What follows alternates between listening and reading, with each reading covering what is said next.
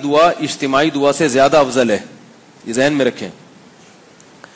میں جلدی سے بات کو 2-3 منٹ میں سمیٹ کے ختم کرتا ہوں جو ابھی میں نے بات شروع کی تھی۔ ہوتا یہ ہے کہ یہ جو شعبد بازی کی میں نے ایک مثال دی آپ کو کہ والعادیات، یہ ذبح پڑھوایا انہوں نے اور ان کو مٹکا نظر آیا اور یہ ہو گیا اور وہ ہو گیا، یہ ساری چیزیں۔ تو اب مجھے بتائیں کہ یہ والا جو جادو ہوا ان پہ کہ ان کو مٹکا نظر آ رہا ہے، یہ جادو کس کے ذریعے ہوا ہے؟ یہ کوئی منتر پڑھا انہوں نے؟ یہ تو سورہ عادیات پڑھی ہے۔ تو پتہ یہ چلا کہ جادو قرآن کے ذریعے بھی ہوتا ہے، اور یہ علماء نے باقاعدہ یہ بات لکھی بھی ہے۔ اس سے میں یہ سمجھانا چاہ رہا ہوں کہ آج کل ایک قرآنی سی ڈی آ رہی ہے، اس میں ان کے محترم کا کہنا یہ ہے کہ آپ یہ سی ڈی لگا کے سنیں، 2 گھنٹے تلاوت ہے اس میں، وہ سنیں، اگر آپ پہ کوئی جادو ہوگا تو نکل کے باہر آ جائے گا۔ اور وہ سی ڈی لاکھوں میں تقسیم کی ہے لوگوں نے، اور اس کی نسبت بھی کوئی بڑے عالم کی طرف ہے کہ وہ بہت بڑے بزرگ ہیں۔ یاد رکھیے، مجھے نہیں پتا کہ وہ بڑے بزرگ ہیں یا نہیں ہیں، ہو سکتا ہے وہ بیچارے نیک آدمی ہوں، لیکن وہ جو کام کر رہے ہیں یا تو جان بوجھ کر گڑبڑ کر رہے ہیں، یا یہ کہ وہ بعض دفعہ لوگوں کو خود پتہ نہیں ہوتا کہ میں کیا کر رہا ہوں۔ یہ فراڈ ہے۔ ہوتا یہ ہے کہ جب وہ 2 گھنٹے آپ سی ڈی سنتے ہیں، 2 گھنٹے یا 1 گھنٹہ کسی ایک ہی فریکوینسی کے ساتھ ایک چیز کو سننا، اور اس نیت سے کہ مجھ پہ جو ہوگا نکل آئے گا، تو خود بخود آپ کے اندر کچھ نہ کچھ ہونے لگتا ہے۔ اب انہوں نے یہ کہا ہوا ہے کہ اگر کچھ ہوا تو اس کا مطلب ہے اندر کی چیز باہر آ گئی، اور اگر کچھ نہیں ہوا تو اس کا مطلب ہے آپ پہ کچھ تھا ہی نہیں۔ تو 40-50 لوگوں پہ اس کا اثر ہو جاتا ہے، 40-50 پہ نہیں ہوتا۔ جن 40-50 پہ اثر ہوتا ہے وہ سمجھتے ہیں حضرت بہت پہنچے ہوئے ہیں اور ان کی سی ڈی بہت ہی پہنچے، ڈیجیٹل طریقے سے علاج کر رہے ہیں سی ڈی کے ذریعے۔ اور وہ کیا ہوتا ہے کہ الٹی لگ جاتی ہے، موشن آ جاتے ہیں، آپ ریلیکس ہو جاتے ہیں کہ جادو نکل گیا۔ حالانکہ جب آپ کو الٹی ہوتی ہے یا واش روم تسلی کے ساتھ ہو جائے تو اچھے ریلیکس ہو جاتے ہیں۔ کیا خیال؟ یہ تو جن کو بھی اگر یہ ہو جائے تو وہ بھی ریلیکس ہو جائے گا۔ الٹی ہونے کے بعد انسان خود بخود نارمل ہو جاتا ہے، یہ انسان کی فطرت ہے، طبیعت ہے۔ جب بھر کے الٹی ہو جائے یا بیت الخلا ہو جائے بھر کے، تو اس کو سمجھ رہا ہوتا ہے وہ نکل گیا بھائی۔ تو ڈرامے بازی ہے، کچھ بھی نہیں ہے۔ میں جب بتاتا ہوں لوگوں کو کہ بھئی قرآن سے جادو ہو رہا ہے، لوگ کہتے ہیں کیسی توبہ توبہ استغفر اللہ۔ اب جادو کا اچھا موسیٰ علیہ السلام والے واقعے میں کیا تھا؟ جادوگر فوراً سجدے میں گر گئے، فوراً گرے نا۔ تو کیوں گرے؟ وہ جانتے تھے کہ یہ لاٹھی ایک دم جو سانپ بنی ہے تو یہ ایک دم سے نہیں بن سکتی تھی سانپ حقیقت میں۔ تو وہ جادو اور معجزے کا فرق جانتے تھے۔ یہی فرق ہے جادو اور معجزے میں۔ جادو میں نظر کے دھوکے ہوتے ہیں، کبھی وہ قرآن کے ذریعے ہوتے ہیں، کبھی کسی چیز کے۔ ہندو یہ کام کرتے ہیں، اپنے الٹے سیدھے انتر منتر کلی کلندر پڑھ کے کرتے ہیں وہ۔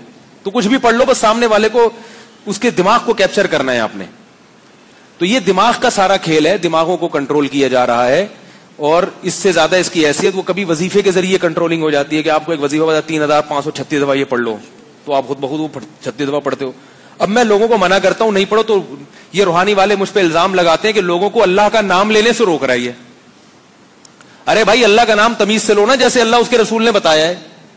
نبی نے فرمایا تیسرا کلمہ جس نے صبح 100 دفعہ پڑھا، جس نے شام 100 دفعہ پڑھ لیا، اس سے زیادہ نیکیاں کوئی کر ہی نہیں سکتا، تو پڑھ لو نا 100 دفعہ صبح 100 دفعہ شام۔ چوتھا کلمہ جس نے پڑھ لیا اس کی کتنی فضیلت ہے۔ تو جو اللہ اس کے رسول نے وظیفے بتائے ہیں وہ پڑھ لو، اور اللہ کو راضی کرنے کے لیے، جن چڑیل بھگانے کے لیے نہیں، جن چڑیل خود ہی بھاگیں گے۔ اور نبی نے جن چڑیل بھگانے کا جو طریقہ بیان کیا، نبی پر جادو ہوا تھا تو کیا ہوا تھا؟ 2 کام ہوئے تھے۔ ایک یہ کہ جبریل علیہ السلام نے آپ کو خبر دی کہ فلاں جگہ پہ پتلا رکھا ہوا ہے، وہ نکال دیں۔ اور دوسرا سورہ فلق سورہ ناس پڑھ کے دم کر لیا کریں۔ تو اب آپ کو کوئی نہیں خبر دے سکتا کہ آپ کا فلاں جگہ پہ کس نے جادو کیا ہوا ہے، کیونکہ وہ جو دے گا نا وہ یا تو وہی ہوگا جس نے کیا ہوا ہے۔ آپ کو اگر محلے میں ہے کہ بندہ یہ کام کرتا ہے اور آپ کا اس کے پاس آنا جانا تھا، تو اسی کو پکڑو کہ تو ہی نہیں کیا، یہ میرا جو علاج کر رہا ہے نا تو کیا بھی تو نہیں ہے، تو وہ بتائے گا۔ ورنہ سمپل علاج کیا ہے؟ سورہ فلق سورہ ناس، جو اللہ نے نازل اس کے لیے کسی خانقاہ میں یا عالیہ اور دربار عالیہ اور مستانیہ میں جانے کی ضرورت ہی نہیں ہے۔ آپ سورہ فلق سورہ ناس پڑھ کے جو طریقہ ہے سنت طریقہ اسے کر لو۔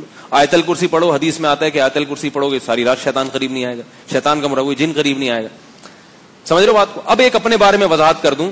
میں نے بیان کے دوران یہ بات کہی کہ دیکھو، علماء کو کوئی وزٹنگ ویزے نہیں ہوتے، کوئی گھومنے پھرنے دورے نہیں ہوتے، اور یہ روحانی والوں کے دیکھو آپ پیسے کتنے آ رہے ہیں ان کے پاس، اور 4-4 مہینے کے لیے وزٹنگ ویزے ہوتے ہیں ان کے، گھوم رہے ہیں دنیا میں، عزت بھی ہو رہی ہے۔ اس پہ بعض روحانی والوں نے مجھ پہ طنز مارا ہے کہ بیچارے کو چونکہ عزت نہیں مل رہی ٹھیک ہے, یا ہم جتنے پیسے نہیں مل رہے, تو یہ جیلسی میں آ کے ہمارے خلاف ہو گیا ہے کہ میں اتنا پڑھ لکھ کے بھی وہیں کا وہیں, اور ہم جاہل ہو کے بھی ان سے آگے, تو یہ جیلسی میں ایسا کر رہا ہے. تو مجھے ایک بات بتاؤ, اگر میں جیلسی میں ایسا کر رہا ہوتا تو میں بھی ویسا ہی نہ کر لیتا؟ کیا کریں جیسا وہ کر رہے ہیں. بھائی ایک آدمی ترقی کر رہا ہے, آپ کو پتا ہے میں اس سے زیادہ ترقی کر سکتا ہوں, تو مجھے اس کی ٹانگیں کھینچنے کے بجائے وہ طریقہ اختیار کرنا چاہیے کہ میں اس سے, اگر میں یہ دھندے شروع کر دیتا تو اللہ کا شکر ہے میرے پاس وہ ملکہ ہے لوگوں کو الو بنانے کا. جب ایک آدمی لوگوں کو صحیح بات بتانے کا ملکہ رکھتا ہے تو الو بنانا بھی وہ جانتا ہے. تو میں جس طریقے سے روحانی علاج کرتا, پھر میں یہاں نہ بیٹھا ہوا ہوتا, میں تو آپ کو ٹائم ہی نہیں دیتا. تو کون بھائی کیا ہے, میرے پاس اتنا پیسہ ہوتا اور ایسا میں امریکہ میں بیٹھا ہوا ہوتا اس وقت, وہاں سے ٹیلی فونک خطاب کر رہا ہوتا, آپ اس کے بھی پیسے لیتا میں ایک ایک خطاب. تو میں اگر تعویذ سے پیسہ کمانا چاہوں, یہ جو ٹوپی ڈراموں سے, جن چڑیل بھوت, تو میرے لیے الحمدللہ پیسہ کمانا کوئی مشکل نہیں ہے. تو اس لیے میں یہ لالچ میں, حسد میں, جیلسی میں نہیں کر رہا. مجھے ان پہ حسد آتا بھی نہیں ہے, مجھے تو ان پہ ترس آتا ہے, کیونکہ یہ خود پاگل ہو جاتے ہیں تھوڑے دنوں میں.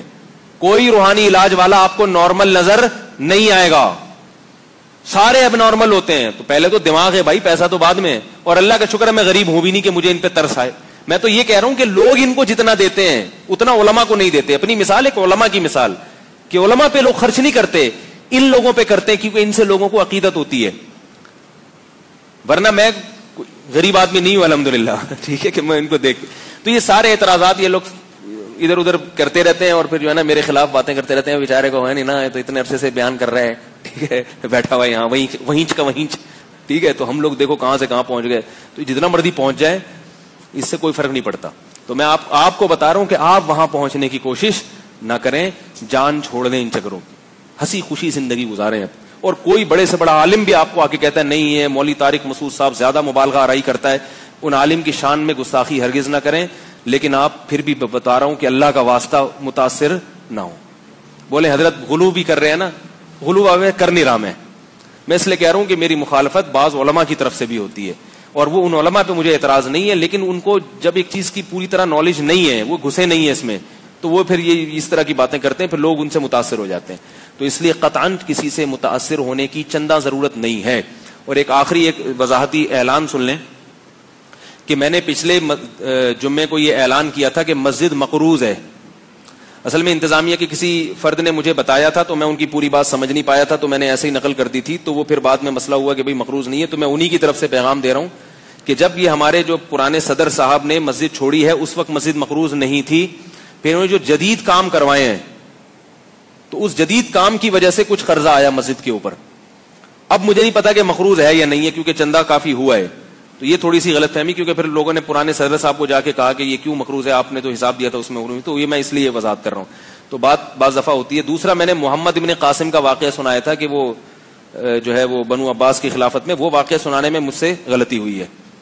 اب وہ کیا غلطی ہوئی اور اس کی وجہ کیا بنی غلطی کی, تو وہ میں پھر انشاءاللہ اگلے بیان میں اس کی تصحیح کر دوں گا. اس وقت ختم ہو گیا ہے. اللہ تعالیٰ سمجھنے کی, عمل کرنے کی. یہ تاریخی واقعہ ہے نا, اس کو تو بیان کرنے میں انسان سے غلطی, ایسا نہ ہو کہ ان سے غلطی ہوئی اس کا مطلب پورا بیان ہی غلط کر رہے ہیں. وہ تو ایک تاریخی واقعہ تھا, میرے بیان کا حصہ بھی نہیں تھا, وہ ضمناً بات آ گئی تھی. اور وہ بات بھی ایسے آئی تھی کہ میں نے کسی بڑے مورخ سے یہ بات سنی تھی, جس پر مجھے خود بھی اشکال ہوا کہ محمد بن قاسم کا واقعہ ایسے نہیں ہے جیسے یہ بیان کرنے ہیں, کیونکہ میرے علم میں جو تفصیل تھی وہ کچھ اور تھی. لیکن وہ چونکہ بیان کرنے والے بڑے مورخ تھے, میں نے خود سے اس کی پوری تحقیق کی نہیں, اور بیان کے دوران وہ ضمناً ایک بات آ گئی جو بیان کا حصہ نہیں تھی, تو میں نے نقل کر دی. بعد میں لوگوں کے کمنٹس آئے تو مجھے احساس ہوا کہ نہیں بھائی وہ ان مورخ سے غلطی ہوئی ہے بیان کرنے میں. تو یہ میری غلطی نہیں ہے, ان کی غلطی ہے جس کو میں نے آپ کی طرف پارسل کر دیا. ٹھیک ہے, تو ہم دوبارہ ریورس کر لیں گے, اس کو صحیح بتا دیں گے ہوا کیا تھا. ابھی ٹائم ختم ہو گیا ہے, اگلی دفعہ بتائیں. نہیں بھی بتایا تو کوئی گھبرانے کی ضرورت نہیں ہے. آپ نے محمد بن قاسم کیا کرنا ہے, آپ نے جو ہو گیا نا, آپ نے کیا کرنا ہے. اللہ تعالیٰ سمجھنے کی, عمل کرنے کی توفیق عطا فرمائے. الحمدللہ رب العالمین والعاقبۃ للمتقین.